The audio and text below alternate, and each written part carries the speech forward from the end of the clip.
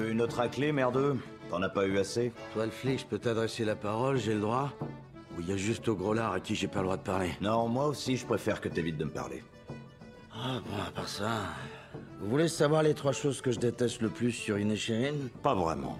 Premièrement, les agents de police. Deuxièmement, les gros lards qui jouent du violon. Et troisièmement, j'aimais un truc marrant en 3e position, c'était quoi? Bon, je recommence. Premièrement, les agents de police. Deuxièmement... Les gros lards qui jouent du violon. Les gros lards qui jouent du violon et... oh, merde, c'était quoi après? Va retrouver les tiens, Padraig, s'il te plaît, je suis sérieux. Ah ouais, t'es sérieux? Et t'oses me parler? C'est ça? Toi, Colm Doherty, tu sais ce que t'étais avant? Non, Padraig, j'étais quoi, dis-moi? Gentil. Avant, t'étais gentil. C'est pas vrai? Et maintenant, tu sais ce que t'es? T'es pas gentil. Eh ben... il faut croire que la gentillesse, ça dure pas, Padraig. Tu veux savoir ce qui peut durer, ce qui reste? Quoi? Et me sors pas un truc stupide comme la musique. La musique reste. Je le savais. La peinture reste et la poésie reste. La gentillesse aussi.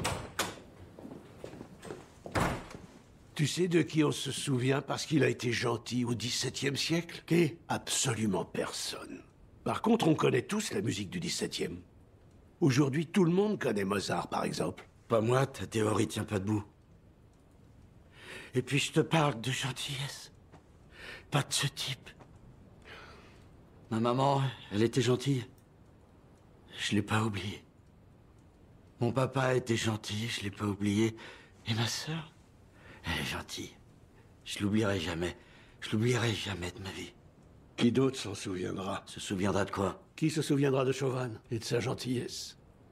Personne s'en souviendra. Dans 50 ans, on nous aura complètement oubliés. Tandis que la musique d'un homme qui a vécu il y a 2 siècles... Qui dit écoutez-le causer. Oui. On y va, Padraig. J'en ai rien à foutre de ton Mozart ou de ton Borovoven et de tous ces drôles de noms à la noix. Je suis Padraig Sullivan. Et je suis gentil. Viens. Tu préfères fréquenter ce genre de bonhomme? Un type qui frappe son fils jusqu'au sang chaque fois qu'il refuse de faire des cochonneries avec lui? Je lui ai jamais dit passer parce qu'il est bourré. Avant, t'étais gentil. Ou alors, tu faisais semblant? Mon Dieu. Peut-être que tu faisais semblant. Now we come to a period that I call the battle for identity. Lies my grandma told me. Yeah, superstitious devices. Lies my grandma told me. What? Urban mythological rules. Bubble mice, yeah. Salut les kids et bienvenue dans En attendant Godard, saison 15, épisode 18. Cette semaine, émission famille, conflit et mystère. On n'aime pas l'audace des putes qui critiquent d'autres putes. On n'aime pas les bouches de vieilles. On n'aime pas les lanceurs de réputes putes. On n'aime pas regarder les prix, ni ouvrir les lettres de relance. On aime son visage quand elle crie et le bruit de son silence. Eh oui, vous êtes bien dans En attendant Godard, l'émission de cinéma qui est le mieux que les autres. Et donc, vous l'aurez peut-être compris via cette citation du rappeur Dossé. J'avais hésité avec une chanson de Julien Clerc, hein, mais bon, c'était pas tout à fait la même ambiance. Donc, nous allons parler de Silence à l'occasion de la disponibilité sur Netflix depuis une dizaine de jours du nouveau film de Noah Baumbach, White Noise. Ensuite, nous parlerons de Glass Onion, une histoire à couteau tiré de Rian Johnson, aussi disponible sur Netflix. Et ensuite, nous parlons de The Banshees of Inisherin, nouveau film de Martin McDonagh. Et pour parler de ce jeu programme autour de cette table, il y a bien évidemment la fine fleur de la critique du Grand Ouest à ma gauche, toujours à ma gauche, il y a carrément Florey. Bonsoir Thibaut. Salut Thomas, salut à tous. Il y a aussi de retour dans l'émission Justine. Bonsoir Justine. Bonsoir. Ça faisait longtemps, nous sommes ravis de vous revoir parmi nous. Pareillement. Et avec nous, il revient aussi, il était venu cette année, je crois. Presque régulier. Oui, c'est ça finalement. Finalement, tu as presque ta carte de bon client maintenant, donc c'est le docteur Jean-Baptiste Massuet. Salut JB. Salut Thomas, bonsoir à tous. Ravi de vous revoir aussi, mon cher, malgré votre actualité très chargée en ce moment sur le front de la promotion, je sais. Mais nous en reparlerons dans une prochaine émission. Et à la mise en son de cette émission, bien évidemment, il y a Valentin. Bonsoir Valentin. Bonsoir. Donc voilà, ce sont les forces en présence. Avant de passer à la section critique de cette émission, quelques nouvelles neuves de tête de ligne. Un seau de merde, docteur. Il m'a jeté un seau de merde en pleine figure. Et donc les agendas, il se passe pas grand-chose. Hein. Le Ciné de Tambour reprend la semaine prochaine, si je ne m'abuse. Et au rayon local, rien non plus. J'ai rien vu de notable ou de marquant ou de particulièrement intéressant qui se passe. Voilà. Juste, je signale que donc à la fin du mois, donc le 29 janvier prochain, dans le cadre des films du dimanche soir qui vous seront proposés par nous-mêmes et nos camarades du Cinéma est mort, nous aurons le plaisir de vous proposer Serenada 3 de Ernst Lubitsch. Donc voilà, on change un peu notre fusil d'épaule, on part dans le vrai patrimoine, mais donc venez parce que Ernst Lubitsch c'est toujours bien quand même. Celui-là particulièrement est formidable. Vous voyez, les paroles d'un expert universitaire validé par l'université. C'est une des meilleures ouvertures de films de l'époque quand même. Ah, allez, si ça c'est pas du teasing. Merci. Et donc sinon, dans les sorties nationales, beaucoup de films en lait. Il y a donc Les Cadors, une comédie avec Grégoire Ludig et Jean-Paul Rouve. Ouais, c'est mauvais signe, les titres en lait, on sait que ça va être lait. Il y a Les Cyclades avec Laure Calamy et Christine Scott-Thomas qui partent en vacances en Grèce parce que ça fait la crise de la cinquantaine, c'est trop cool. Il y a Les Rascals, dont on parlera la semaine prochaine, film de Jimmy Laporal-Trésor sur les bandes de jeunes et les gangs à Paris au milieu des années 80. Donc bagarre, skin, oi et mecs trop bien sapés. On kiffe quoi, la bagarre. Et sinon, dans un tout autre genre, il y a Terrifier 2. J'imagine que c'est la suite de Terrifier. T'as vu ça, toi ? Sortait. J'ai pas vu le premier, apparemment c'est très gore, mais je pense que c'est gore par rapport au... Ouais, c'est gore gentil, quoi. Voilà, c'est gore par rapport aux attentes contemporaines, donc c'est pas gore, en fait, je pense. Apparemment c'est méga fauché, en revanche. Ah, très bien. Donc là, ça peut être rigolo. Non seulement c'est fauché, en plus c'est genre du gore propre. Et en tout cas... Apparemment c'est vraiment gore, mais n'ayant pas vu, je peux pas certifier. On en a vu d'autres, Jean-Baptiste. Pour ça, moi je pense que ça va pas être si... On nous la fait pas à nous, voilà, enfin. Exactement. N'importe quoi. Je pense que c'est petit joueur. Exactement. Sinon, dans la catégorie Pedro Almodóvar, Exploitation, un film qui n'est pas de Pedro Almodóvar, mais avec Penélope Cruz quand même, et ça ressemble vachement à un film de Pedro Almodóvar, c'est L'Immensità. Oui, d'ailleurs elle est italienne. Dans le film ? Oui, tout à fait. Et elle parle italien, visiblement. Mais ça ressemble quand même vachement à un film de Pedro Almodóvar, mais en Italie. Elle joue une mère... Une mère courage, un peu éplorée, et son mari est un con, elle porte des jolies robes, et son enfant, qui est né petite fille, pense qu'il est garçon. Voilà. Un film de Pietro Almodóvar. Pietro Almodóvar, probablement. Donc voilà, c'est tout.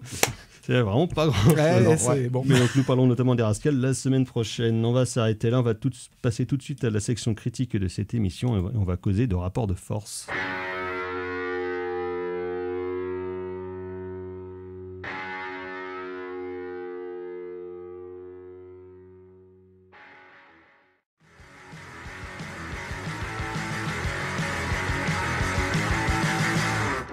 En attendant Godard sur Syllab, et donc c'était Rix avec Rapport de force. Et de Rapport de force, il en est question dans le nouveau film de Noah Baumbach, White Noise, donc disponible depuis une dizaine de jours sur Netflix, adapté du livre de Don DeLillo. Don DeLillo, la dernière fois je crois qu'on en a pas eu dans cette émission, c'était à l'occasion de l'adaptation par David Cronenbourg de Cosmopolis, c'était en 2011 ou 2010 je crois. Oui, donc le fameux auteur américain de l'ère contemporaine, en tout cas un des gros vendeurs et probablement un des plus influents mine de rien, et qui marque donc là en l'occurrence la deuxième collaboration de Noah Baumbach ou Baumbach, je sais pas comment on dit, avec Netflix.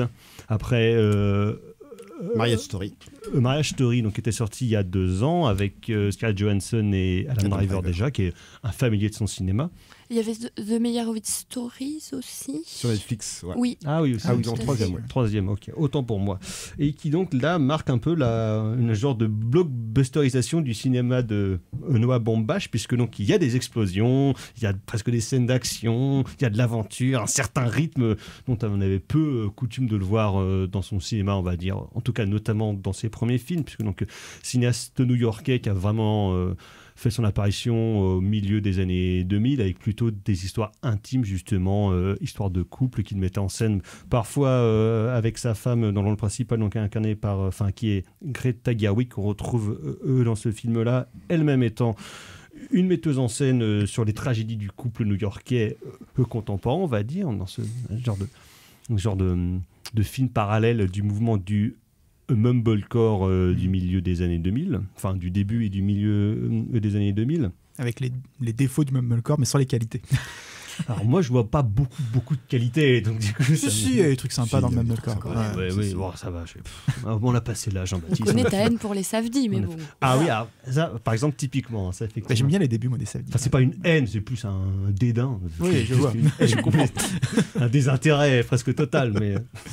Et donc je parlais de blockbusterisation de Baumbach, qui donc dans cette adaptation d'un livre qui se passe au début des années 80, où Adam Driver est professeur à l'université, mais professeur de pas n'importe quoi, il enseigne l'hitlérisme. Donc Hitler, sa vie, son œuvre, son travail, ses amours, ses échecs, son freudisme, voilà, son freudisme, voilà, le rapport avec maman, tout ça. Et donc un prof ultra populaire où ses cours sont presque des prêches, c'est presque des one man show.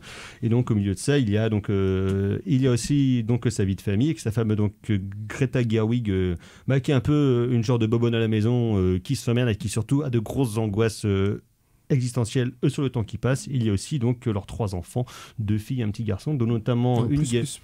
4 104, hein. 4, dont notamment la grande fille de la maison qui est interprétée par Cassidy Jones, je crois, qui jouait dans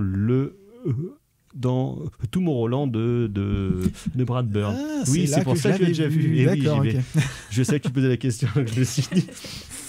Et donc, sauf que là, un jour, patatras, arrive un gros nuage noir qui fait peur et qui déverse des trucs chelous. Et donc, ils sont obligés de fuir leur petit train-train quotidien et leur petite ville. Donc ça, c'est à peu près la première partie du film. Dans la deuxième partie du film, pouf, le nuage il disparaît, la vie reprend, mais donc patatras, un drame plus personnel, plus familial va donc se nouer et se créer au sein de cette cellule, ce qui va perturber notre Adam Driver qui s'est fait un beau gros faux ventre. Exactement. Voilà. Ça, c'est rapidement pour le plot. Alors, moi, j'ai jamais été j'irais pas fan, mais je connais assez mal le cinéaste de Noah Baumbach. Je pense que j'en ai vu 2 ou 3, mais il y a une petite dizaine d'années, donc ça rend pas très frais en ma mémoire. Moi, je sais juste que c'est quand même plutôt quelqu'un qui est un grand cinéphile et qui est quelqu'un qui est très intéressant en interview. Je crois que le film le plus récent que j'ai vu de lui, c'est le documentaire qu'il avait fait avec Brian De Palma en 2016, où il interrogeait justement Brian De Palma, parce qu'on sait qu'ils sont très copains tous les deux, donc c'est quand même pas mal d'avoir des bonnes relations dans ses amis, hein, prenez des notes. Et donc c'est ça que je connais assez mal, mais ce qui m'a semblé dans son cinéma, ce qui creuse toujours ce dont je parlais un petit peu avant, c'est justement la question, on va dire, des atermoiements de la famille et du couple aussi de manière générale, et là il le fait peut-être justement dans un décorum, quelque chose qui est beaucoup plus cloisonné du fait que c'est une adaptation d'un roman spectaculaire d'un auteur reconnu dans son pays, beaucoup plus qu'en France par exemple, ce qui fait qu'effectivement il y a un décorum, je disais, une aura peut-être d'une production un peu plus friquée, un peu plus propre, dans lequel j'ai l'impression qu'il a du mal à parfois s'insérer, même s'il fait des choses pas inintéressante, mais ce sera plus dans la deuxième partie où finalement ça ressemblerait plus aux choses qu'il a fait avant, alors que dans la première partie, là vraiment je trouve que c'est un peu plus emmené, il y a des choses un peu plus rigolotes, notamment parce que c'est drivé par le personnage de Adam Driver justement. Donc voilà. Alors toi, je sais JB par exemple que tu as beaucoup aimé le film. Ouais, j'ai beaucoup aimé. Alors pourquoi ce film de Baumbach t'en passe d'abord? Alors bien joué. Merci. Baumbach, donc. Alors, donc, je nuance. C'est vrai que j'ai beaucoup aimé, mais je le disais à l'instant, hors antenne, j'ai découvert le film en rattrapant mon retard de 2022, en voyant beaucoup de films très mauvais. Le film est sorti en toute fin d'année. Hein. C'est ça, voilà. Mais voilà, du coup, j'avais vu Nope pas très longtemps avant, et je me dis, voilà, c'est quand même largement bien supérieur. Du coup, j'ai peut-être mon enthousiasme est peut-être un petit peu à modérer quand même si j'ai pour le coup passé, je trouve, un bon moment pour une production Netflix. Et, Glass Onion en est un autre de ces moments où on se dit tiens, finalement on peut se produire des choses un peu intéressantes sur Netflix. Des épiphénomènes. Des épiphénomènes, ouais, tout à fait. Et du coup, non, mais j'ai trouvé plutôt intéressante la structure du film, en fait, que j'ai trouvé assez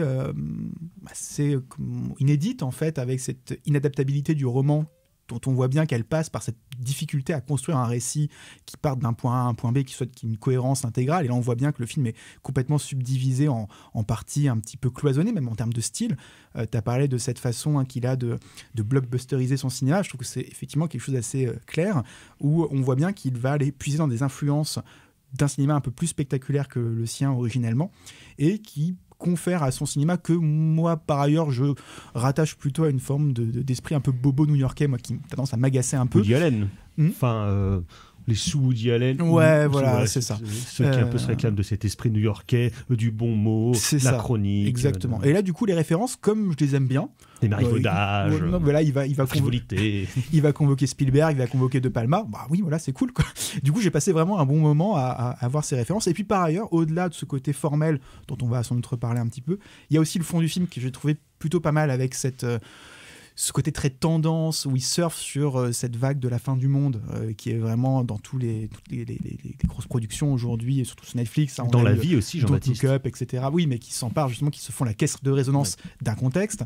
Et là, pour le coup, je trouve que le film le fait plutôt bien, en allant puiser vraiment dans tout ce qui représente cette fin de civilisation, avec évidemment le grand spécialiste universitaire qui est un spécialiste d'Hitler, mais on va aller comparer Hitler à Elvis avec une volonté un peu subversive, et montrer que finalement les gens sont très intéressés dans cette figure d'Hitler, mais sans finalement comprendre ce qu'elle représente fondamentalement. L'incapacité d'une société à gérer une crise sanitaire, évidemment, et puis la crise existentielle que peut procurer cet univers anxiogène dans lequel nous vivons aujourd'hui. Et je trouve que le film le présente plutôt bien, notamment au travers, et c'est peut-être ce qui m'a convaincu de mettre le film dans mon top 10, sachant que en général c'est le genre de choses dont je suis assez peu client, c'est le générique final que j'ai trouvé en fait assez génial. Sur une chanson de LCD Sound System. Tout à fait, et une séquence dans un centre commercial avec une idée de scénographie qui marche à fond, puisque au contraire de ce que certains cinéastes un peu idiots auraient pu faire, c'est-à-dire l'idée d'embellir une situation catastrophiste, lui finalement, en l'embellissant, il la rend encore plus anxiogène, encore plus horrible que ce qu'il pouvait dépeindre au départ. C'est-à-dire que le film est anxiogène globalement, mais finalement cette séquence finale très envolée, très musicale, etc. m'a finalement de danse, de chorégraphie. Ouais, elle m'a fichu un cafard monstrueux en fait. Je veux dire, il a touché quelque chose.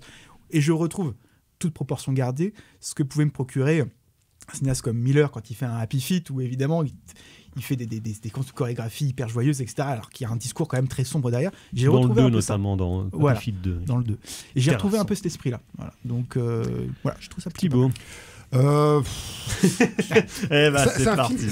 C'est un film qui m'a un peu décontenancé parce que déjà à première vue je l'ai trouvé un peu chiant, voilà. Oui, parce que le film est dans 2h15, donc il y a des vraies baisses de rythme.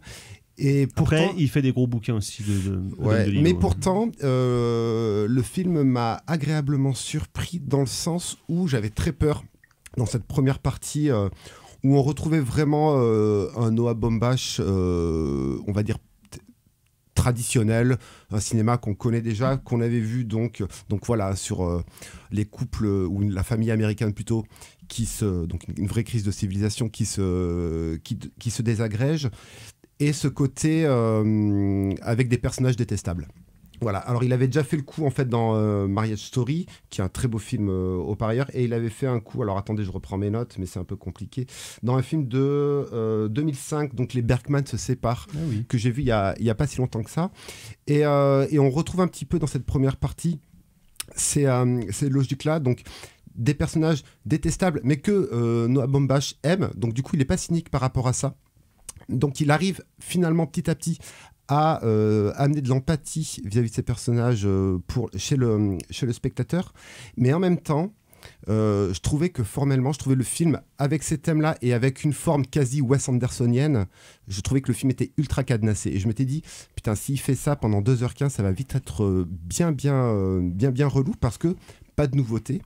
Quand tu parles de mise en scène de Wes Andersonienne, tu parles sur un truc symétrique, sur de la symétrie, sur des cadres qui sont très propres, peut-être trop propres, ça c'est encore un autre débat, qui sont également très travaillés. Alors voilà, par exemple, Marriage Story avait vraiment fait ça, était vraiment comme ça dans cette dissociation des espaces de ce couple-là qui divorce.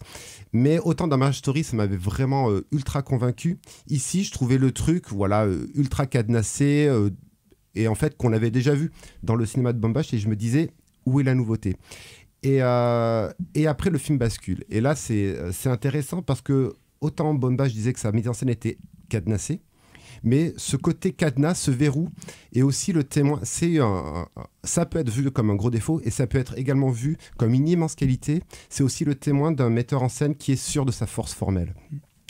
Et le film, quand il part en film catastrophe, quand il part en film quasi post-apocalyptique, quand il part dans sa dernière partie en espèce de thriller quasi de palmien, tu sens que le mec donc a des influences comme le dit JB, et en fait il les digère bien et il les fait bien. Et en effet, il y a un côté blockbuster, la photographie est mortelle à ce niveau-là, les effets spéciaux sont mortels à ce niveau-là, et les personnages gagnent un petit peu dans l'action, les personnages gagnent un petit peu en amplitude.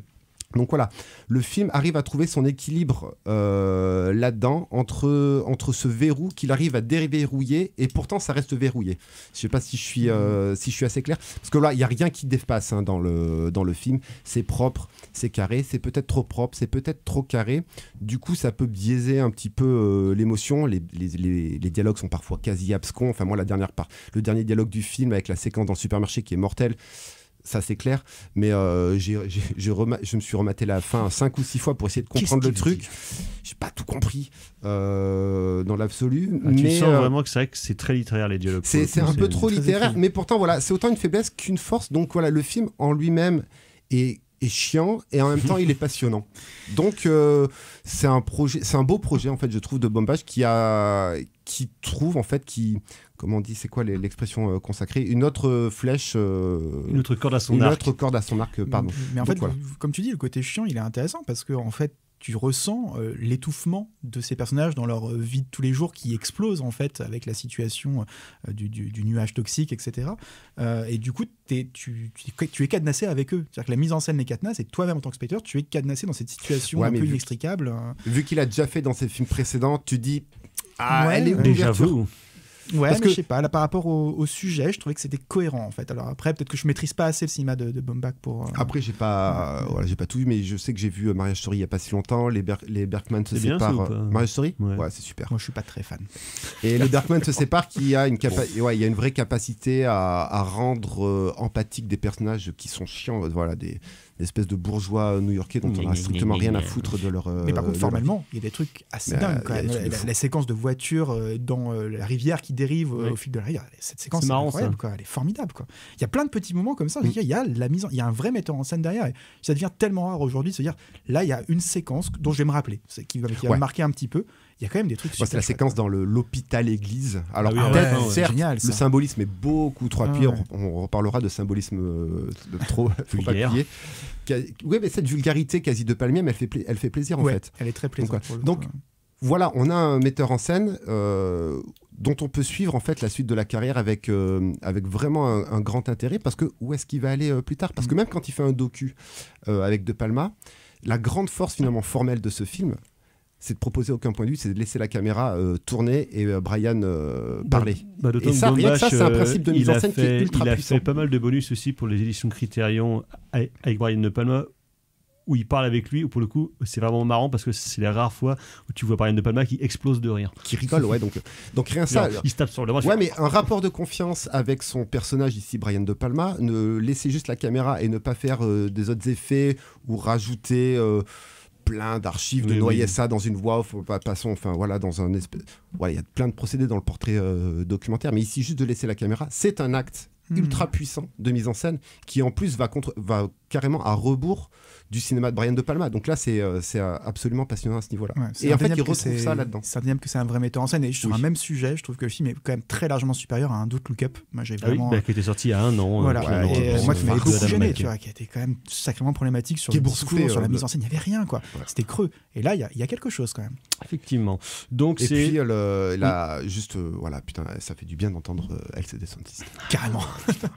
Donc, c'était White Noise de Noah Baumbach, disponible sur Netflix et ailleurs. On va passer à toute autre chose, mais on va rester sur les plateformes et on va parler tout de suite d'un oignon de verre.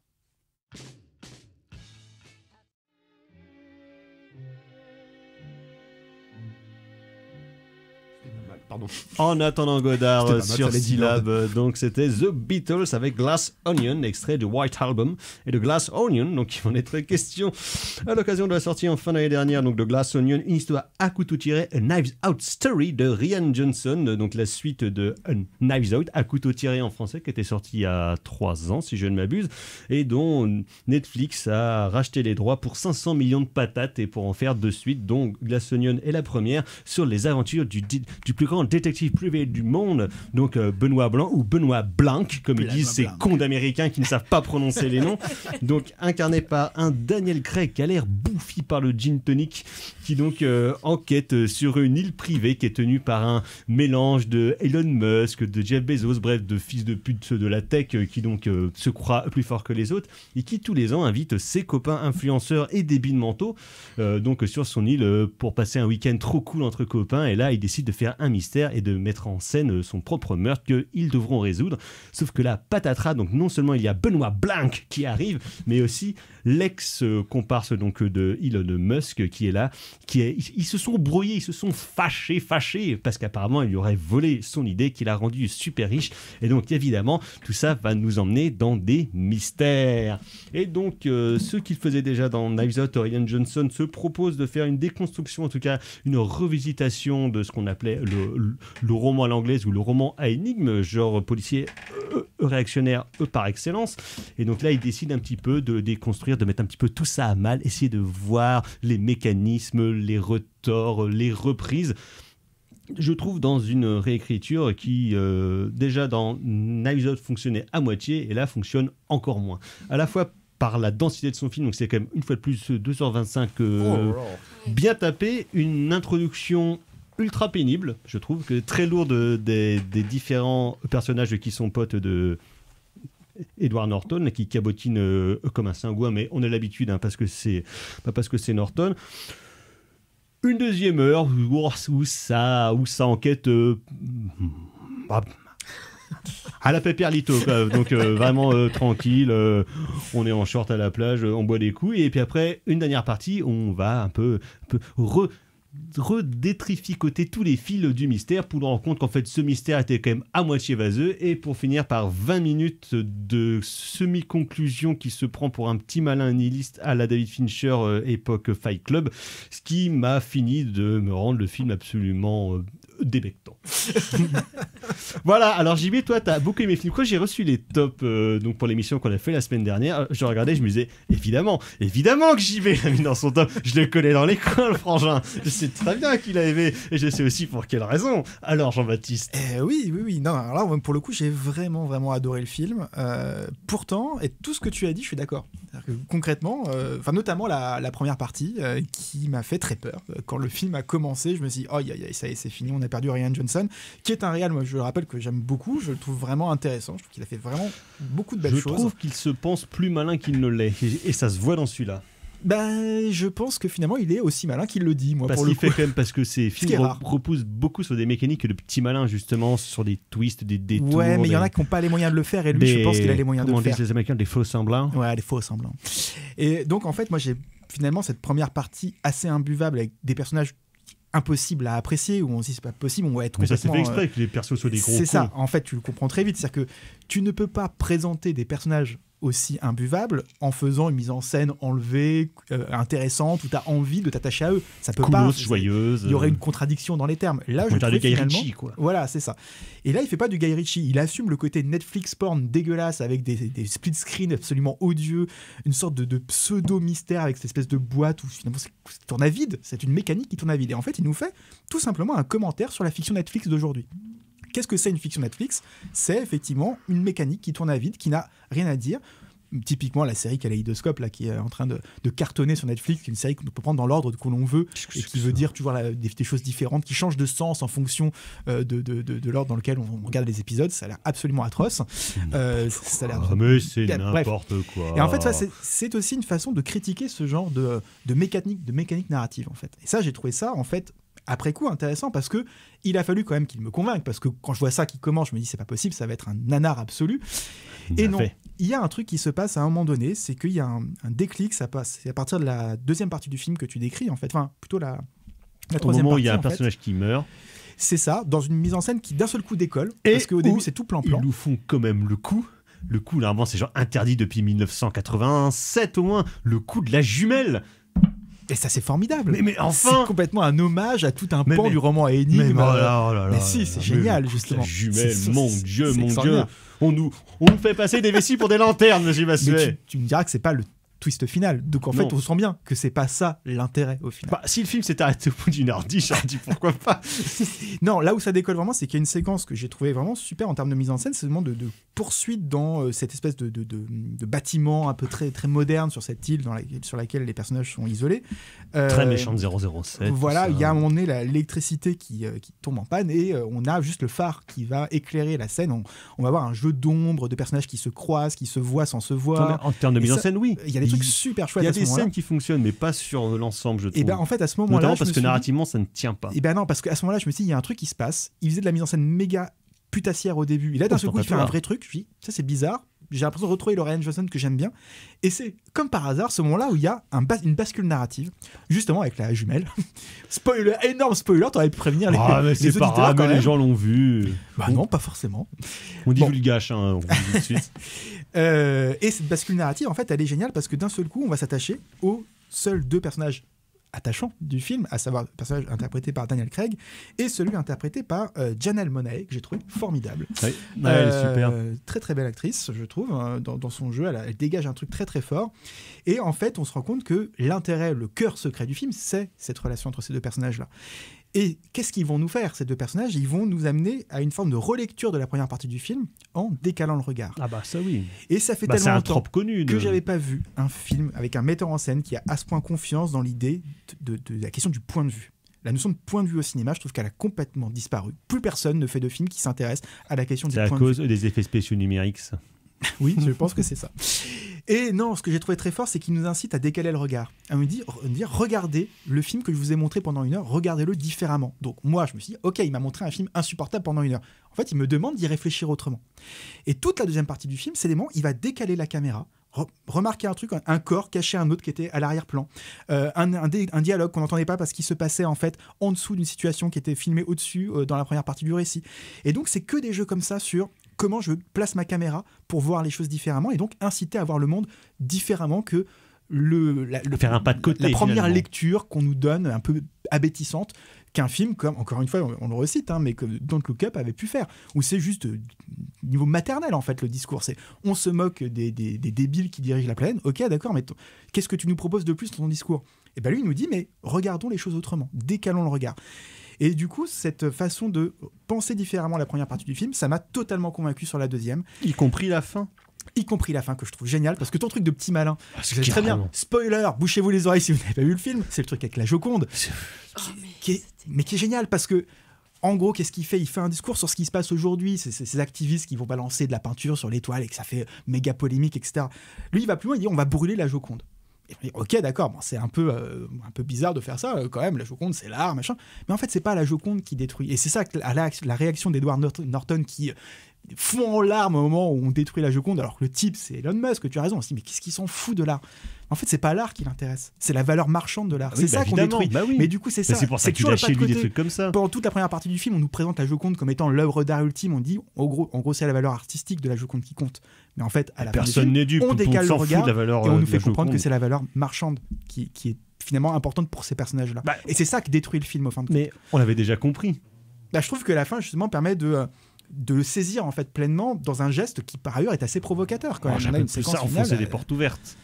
Je trouve pas, parce que justement il y a eu toute cette partie centrale. Il y a eu cette partie centrale qui a permis justement de montrer que le discours était plus intelligent qu'il n'en avait l'air au départ.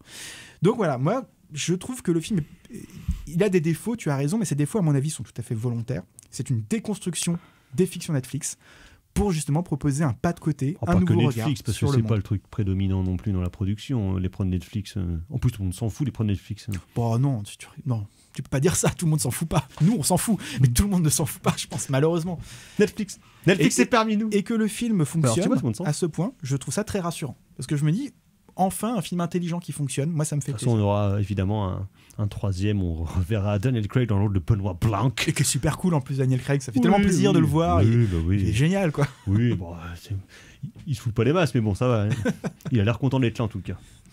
Enfin, voilà. Et puis le fait, on l'a pas dit, mais le fait que le film se vende sur un principe de Agatha Christie-like, etc.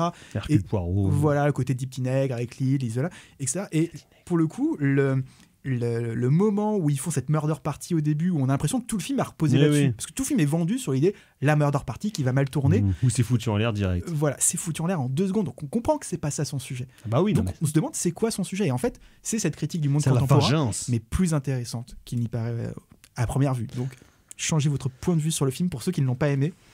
Je pense que le film est beaucoup plus intelligent qu'il donne l'impression d'être. Glass Onion de Rian Johnson, disponible depuis quelques semaines sur Netflix et ailleurs. On va passer à toute autre chose. On va quitter les riches. On va passer chez les ploucs d'Irlande, donc avec The Banshees of Inisherin, le film de Martin McDonagh, 3 ans ou 5 ans même après son Three Billboards Over, je sais plus quoi, machin dans le Missouri, mais qui donc s'était fait connaître en 2008 avec Bon baiser de Bruges, In Bruges dans sa langue d'origine, déjà avec Colin Farrell et Brendan Gleeson, qui donc là reviennent donc sur cette petite île pendant la guerre civile en Irlande, en tout cas sur les derniers soubresauts de la guerre civile donc en Irlande, une île fictive donc au large de la grande île où Colin Farrell joue un mec bien gentil mais un peu creux et celui qui était jusque-là son meilleur pote donc Brendan Gleeson, qui lui a plus des aspirations artistiques puisqu'il sent que quand même il est plus tout jeune. Du jour au lendemain, Brendan décide de ne plus parler à Colin Farrell parce qu'il trouve qu'il est trop con. L'autre ne comprend pas et de là va s'en suivre un imbringlio amicalo-dépressif entre les deux et avec aussi bien sûr différents habitants de l'île. Donc un film qui ressemble un peu genre une pagnolade ultra dépressive, une pagnolade, hein, j'ai bien dit pas une pignolade, Jean-Baptiste. Une pagnolade ventririenne. Exactement, c'est ça, où il y a vraiment à la fois ce côté sur la chaleur de l'amitié, une vision un peu idyllique de l'Irlande d'il y a un siècle, mais tout en étant quand même fondamentalement pas super joyeux, avec des persos qui sont pas au mieux de leur forme. Donc Justine, qu'est-ce que vous avez pensé de cette Irlande triste ? J'ai trouvé le film très très plat. Du coup, j'ai prévu un petite thèse exactement, là-dessus. En fait, je trouve que le film manque complètement de spontanéité, d'ambiguïté, d'aspérité. Je trouve que tout coule sur le film, même le côté tragique en fait, de l'histoire entre ces deux hommes. Donc, un homme qui décide de ne plus être le meilleur ami de son meilleur ami de l'époque. Et pour se dédier du coup à sa passion, la musique. Et j'ai trouvé ça d'une froideur monumentale. Vraiment, j'avais l'impression c'est balayé par les vents. D'avoir affaire en fait à un objet conçu de façon un peu programmatique et extrêmement attendu. Rien n'est laissé au hasard. Je prends l'exemple d'une scène qui m'a vraiment marquée, où on est dans le bar, donc on suit le protagoniste donc qui s'appelle Podrick, qui va se battre avec son ancien meilleur ami Colm. Et donc là, le barman dit à Dominique, donc un peu l'idiot du village, va prévenir sa sœur parce qu'il va se battre. Et de là, qu'est-ce qu'on nous propose ? La scène où on voit Dominique prévenir la sœur que son frère va se battre. Et c'est ça tout le long du film. On a des blagues qui sont fonction de blagues, c'est-à-dire pour faire rire, mais qui ne s'envolent pas au-dessus. Il n'y a jamais d'élan, je trouve, où on va ailleurs, où le film va explorer l'amplitude de ce cadre assez particulier, mystique, insulaire, d'une île où rôde un petit peu une sorcière. On n'a pas la densité de ce qu'aurait pu être un conte, en fait. On n'a pas la poésie. Un peu voilà, de on n'a pas du tout de magie. Le rythme du film et son montage, vraiment, je reprends l'expression de Thibaut parce que je la trouve très juste à poser à ce film-là, mais tout est très cadenassé. Il n'y a rien qui sort de ce film, si ce n'est quelques faux raccords, mais bon, voilà, ça c'est très anecdotique et je veux dire, on s'en fiche un peu, mais il n'y a rien qui dépasse, tout est très lisse. Il n'y a pas de proposition dans ce film et je trouve finalement que c'est un film où il y a peu de cinéma, il n'y a pas une volonté de mettre en scène pour faire couler quelque chose ou pas, parce que du coup le film coule de toute façon sans cesse. Surtout sur ces deux comédiens principaux. Absolument. Je veux dire, tout est juste, entre guillemets. Les acteurs jouent bien, la photographie n'est pas mal, le cadre est joli, nanani. Mais en fait, on ne cesse de nous montrer que ce qu'il y a dans le cadre. Il n'y a jamais aucune évocation de ce qui peut être après. Il n'y a pas de hors-champ. Je pense qu'il n'y a pas de hors-champ, absolument jamais, puisque la plupart du temps, on filme les acteurs quand ils dialoguent en chant contre chant, tout le temps. Machin parle, on le montre. Machine parle, on le montre. Machin reparle, on le remontre. Voilà, c'est-à-dire que c'est un espèce de b.a.-ba de mise en scène hyper pauvre. Moi, j'ai trouvé ça mais d'une pauvreté vraiment incommensurable. Enfin, je peux pas comment l'expliquer encore plus. Gestes. Oui, je fais des grands élans parce que le film en manque cruellement. Et du coup, j'ai trouvé ça très... Alors, je n'ai pas envie de dire que le film est paresseux, je dirais plutôt que son metteur en scène l'est un peu plus. Et alors qu'il y avait matière, il y avait corps à proposer quelque chose qui s'envole en fait beaucoup plus et qui ne reste pas comme ça hyper cloisonné, très attendu, sans surprise, sans aspérité.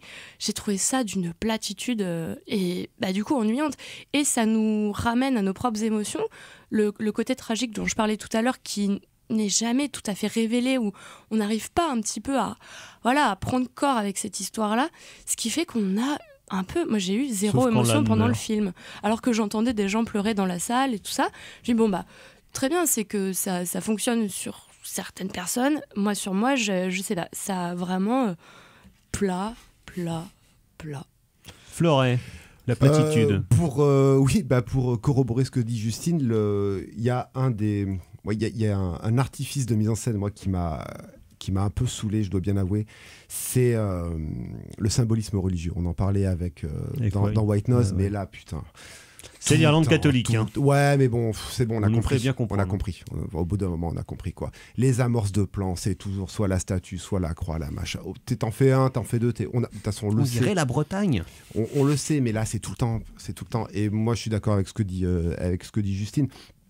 Ça aurait pu être un beau film sur le temps qui passe. Sur les amitiés perdues. Ça aurait pu être un beau film mélancolique. Et au final, on s'en fout. Et en fait, c'est ça qui est terrible parce que il y a le regard de Colin Farrell qui est un artifice de mise en scène à lui tout seul. Voilà, parce que c'est Colin Farrell. J'aime Colin Farrell d'amour. On l'aime beaucoup, Colin. Oui. Et il en fait pas grand-chose. Alors au début, je trouvais qu'il y avait des trucs qui étaient sympas dans la dissociation des persos. Voilà, il y a quelques surcadrages qui sont sympathiques, mais en fait... Ça revient. Ça devient mécanique. C'est ultra. Mais comme dit Justine, c'est ultra mécanique. Il n'y a pas d'aspérité, il n'y a pas d'émotion. Alors, c'est magnifique. Bon, après, d'un autre côté, si tu sais pas filmer des paysages d'Irlande, tu sais rien filmer. Donc, en fait, dans l'absolu, tu poses ta caméra et c'est plié. Tu fous un cinémascope, tu poses ta caméra et puis basta.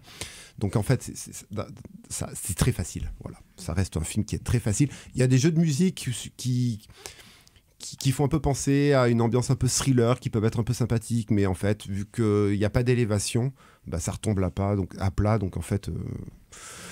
C'est long, putain. Ça dure pas 2 heures et c'est long.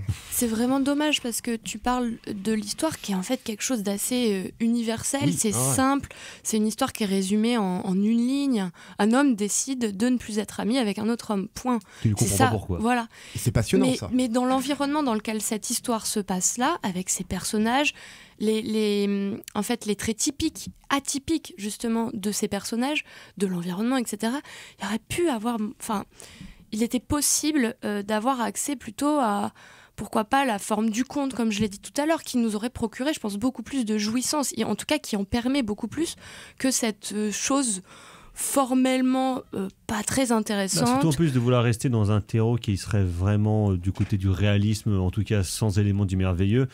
Mais même ça, il n'en fait pas grand-chose, parce que tout le hors-champ, par exemple, de la guerre civile d'Irlande, elle est juste évoquée, on entend juste quelques pètes au loin, mais ça sert même pas de ressort métaphorique entre les deux personnages, c'est juste parce que c'est là, parce qu'on est en 1922, du coup c'est la guerre. Absolument, alors que ça aurait pu devenir un point de bascule à partir du moment où sa sœur, à notre protagoniste, va en fait sur l'île vraiment, donc sur la grande île comme il l'appelle, donc va se confronter vraiment à la guerre civile. Ça aurait pu être un espèce de ressort ou quelque chose de peut-être intéressant. Bon, après c'est un parti pris de ne pas vouloir avoir eu envie d'impliquer la guerre civile dans cette atmosphère-là, mais je trouve que le film est vraiment très décevant, vraiment très décevant. Tu sens que c'est une machine, en fait. Tu sens la machine à... C'est bien rodé, quoi. C'est bien rodé, c'est de la belle ouvrage, mais on s'emmerde. On est avec les copains d'Irlande, on va faire un film. On s'emmerde, en fait. C'est juste ça, et tu sens que le truc, il est calibré pour...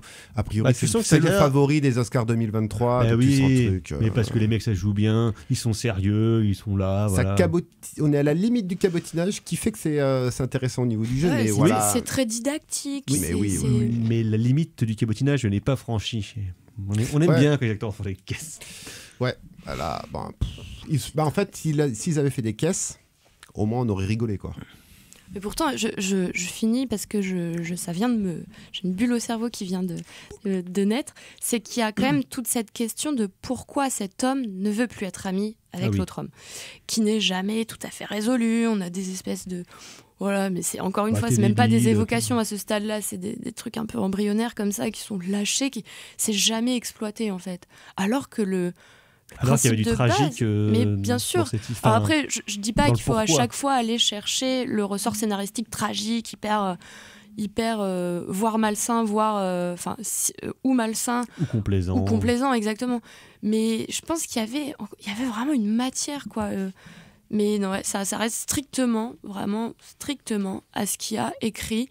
Je pense que le scénario doit être très, très, très détaillé et ça ne va pas au-delà, quoi. Donc voilà, c'est pas ça qu'on attend du film. C'était The Banshees of Inisherin de Martin McDonagh. Pas mal ton accent. T'aurais pu doubler le générique d'ouverture tout à l'heure. Je suis gentil. Avec l'accent irlandais. La version française a l'air atroce. Oui, ça n'a pas l'air terrible. Hein, mais... Donc voilà, actuellement, dans vos salles, on va passer immédiatement au coup de cœur. C'est de la merde. C'est de la merde. Je voudrais que tout le monde s'imprègne. Merde. Tout le monde s'imprègne de cette... C'est vraiment la plus grande merde des merdes. Les coups de cœur, carrément Fleuret, qu'avez-vous aimé dernièrement ? Pas grand-chose parce que j'ai pas vu grand-chose. Mais encore les problèmes domestiques, c'est terrible. Ah là là, c'est terrible, les problèmes de sommeil. Non, mais par contre, j'ai revu, ça faisait très longtemps que j'avais pas revu Le Roi et l'Oiseau de Paul Griméo, donc un grand... Et Jacques Prévert. Jacques Prévert au scénar, mais il y a pas beaucoup et au dialogue, mais il y a pas beaucoup de dialogue.